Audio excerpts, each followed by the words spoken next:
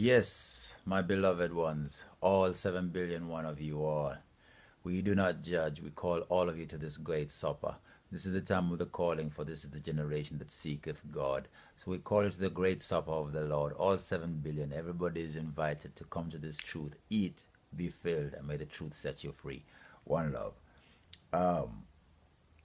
Let's go to verse 20 of Genesis 1 as we continue our discourse here. And Jah said, let the waters bring forth abundantly the moving creature that hath life, and fowl that may fly above the earth in the open firmament of heaven. And God created great whales and every living creature that moveth, which the waters brought forth abundantly after their kind, and every winged fowl after his kind. And God saw that it was good. And God blessed them, saying, be fruitful and multiply, and fill the waters and the seas, and let fowl multiply in the earth. And the evening and the morning were the fifth day. Okay. We're going to have to kind of like break that down into. First, I want to do the scientific teaching, which again we use the word firmament as temperature. So it comes here where it says that he says, let the waters bring forth abundantly the moving creature that hath life, and the fowl, which means the bird, that may fly above the earth in the open firmament of heaven. Now, like I said before, in the other versions, which is not the King James versions, this part this part is why it shows you that the translations are dangerous. They're really dangerous.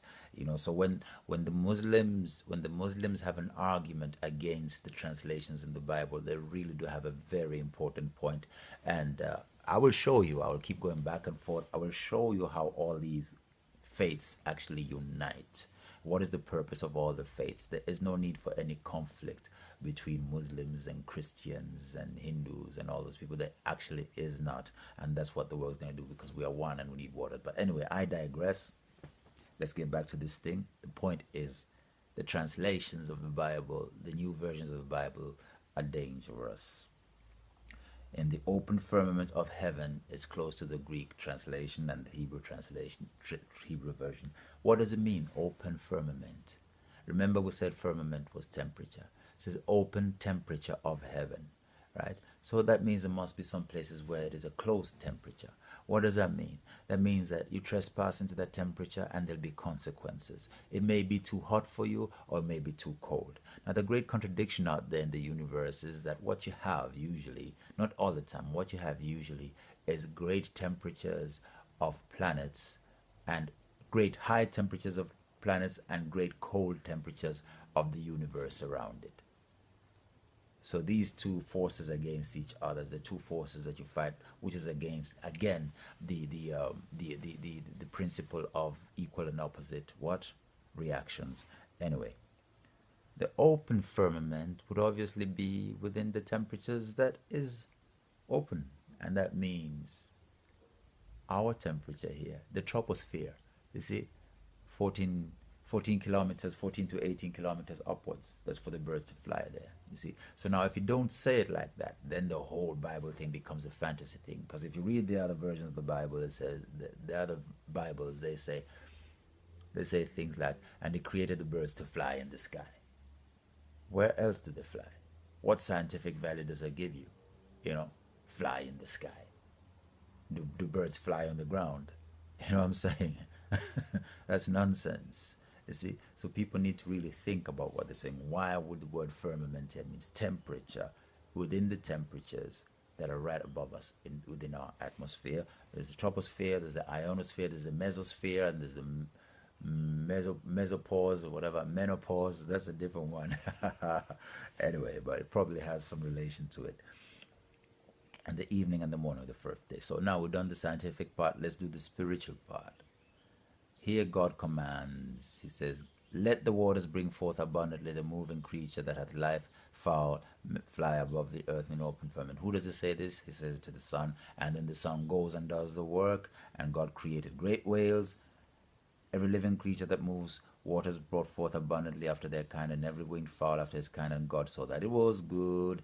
And then after it was good, and they were celebrating, in comes the Holy Spirit to bless it all. And God blessed them, saying, be fruitful and multiply, and fill the waters in the seas, and let the fowl multiply in the earth. And the evening and the morning of the fourth day, here we have the three forces working together. Heat, air, and water is another example of the three forces. You see, man, woman, and child is another example of the three forces. All right. And God said, let the earth bring forth a living creature after his kind, cattle and creeping thing, and beasts of the earth after his kind. And it was so. Now, pay attention. Here God says, let the waters bring forth abundantly the moving creature. Okay. And then later on, he says, let the earth bring forth living creatures. So out of the substance of the waters comes a form of life, and out of the substance of the earth comes another form of life. And the the one out of the water comes earlier. Go check your science books, and you will see what's in the seas came long before what came on land. You know, the fishes were around long before you had the mammals, because you had the bacteria in the water that turns into the small animals of the water that turns into the fishes. You know, the amphibians that then come onto the land and become reptiles, and then out of the reptiles come what? The mammals. That is what science teaches you, and it is not wrong at all. There's no conflict here. It all agrees absolutely and completely. And the evening and the morning were the fifth day. Now, coming out of the earth is different properties. You know, there are different properties in the earth. The minerals are different that you use for the earth, for this type of flesh that we have, you see, and they are different also in the water. Now, why it is important for you to remember about the animals that come out of the sea and the animals that come out of the earth is because in the book of Revelations you're going to see that the adversaries of God, there is an adversary that comes out of the sea, a beast, and there is an adversary that comes out of the what? The earth. And you're going to look at the nature of those two nations, and you're going to have a real good clue about what's happening over here. So somebody's fighting against the life of the sea, somebody fighting against the life of what? Of the earth. Blessed. All right. It's not important now. You need to get the Genesis first, and we'll get into the Bible students of the world. Are you with me? We're on 7 minutes. We're running out of time. We've reached halfway for this. Let's see if we can finish all.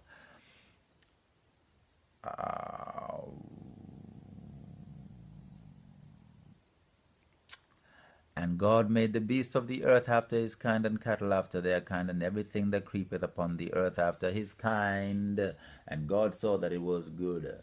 And God said, he commands again, God said, let us make man in our image, after our likeness, and let them have dominion over the fish of the sea, and over the fowl of the air, and over the cattle, and over all the earth, and over every creeping thing that creepeth upon the earth. That was the commandment. And here comes the Son and fulfills that commandment. So God created man in his own image. In the image of God created he him, male and female created he them. Male and female created he them. Created. All right? Not Adam and Eve, not one man, one woman, but many. Many of us created at that time. Okay. And God blessed them, and God said unto them, be fruitful and multiply. Here comes the Holy Spirit and blesses them. And God blessed them, and God said unto them, be fruitful and multiply, and replenish the earth, and subdue it, and have dominion over the fish of the sea, and over the fowl of the air, and over every living thing that moveth upon the earth. Okay. And now the Father reminds them of what he had created by himself. The food that was created by the photosynthesis of the Father's light, not of the sun. Not the light that comes from the sun, but the very first food that was made from the light of God himself. And God said, behold, I have given you every herb bearing seed which is upon the face of all the earth, and every tree in which is the fruit of a tree yielding seed, to you it shall be for meat.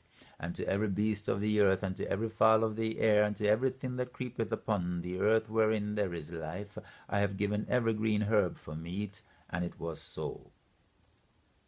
And God saw everything that he had made, and behold, it was very good. And the evening and the morning were the sixth day. So we have come to the point where, if you notice here, there are no animals that eat other animals. It says that all the animals are supposed to eat from the original what? Original fruits that is given them. But what are these original fruits that come from the light of God? And how can you say there are no animals that eat animals when it is obvious that animals that eat animals were created? If you talk about reptiles, you're talking about crocodiles. I'm talking about crocodiles, alligators, lizards. All these live off of other animals. You know, so we coming to an understanding that they shall live by the energy of God, the life of God as food, the very first photosynthesis, which is an inner energy, which is the inner life. The inner life, which is described again in John. Let's go back to John. I should have been smarter than that. I should have kept it, John. Here goes. Listen to this good. All things were made by him, and without him was not anything made that was made in him. In him was life, and the life was the light of men. The light, the very first photosynthesis, light of men. And the light shineth in darkness, and the darkness comprehendeth it not. See, we do not understand that light, do we? But it is the light that gives us life, ever living life as we know it. So, that is the breakdown of that part, which means that all animals live off of the original energy, and they're gonna need to get different energy from under the commandment of the sun and the moon and whatever, which some of it is flesh and some of it is vegetables, you see.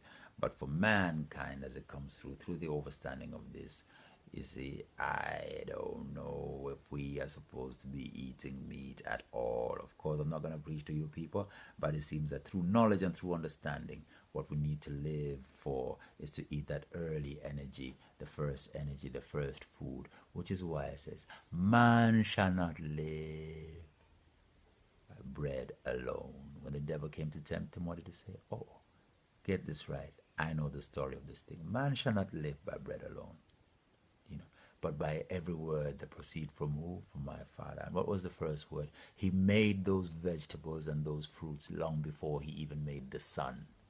Do you get that? Are there any Christians out there, any Muslims out there, any Hindus, any Buddhists? Is this not a breakthrough? Is this not true? Can we not unite on this? Can we not be one on this? Cape Town to Cairo for water, the Living Waters Ministry, I'm telling you, right? My name is Giozo, Jimmy Anderson, all right? I'm going to have to continue with this because we're reaching 12 minutes, so I'm going to take a break before I come back. But catch that vibe. One love.